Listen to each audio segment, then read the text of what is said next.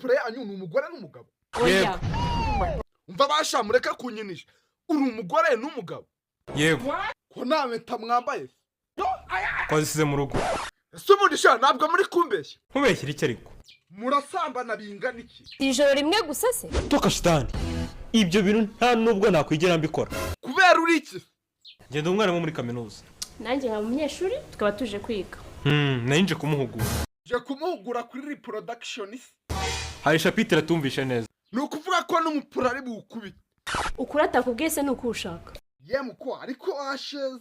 Inde washeze se? Ubundi tubwire uradufasha cyangwa muzana ibihumbi 40.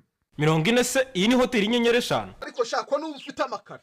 Nimba utayama mbona ivumbi buri umuntu. Yewe mugabo reka tubanze twumvikane.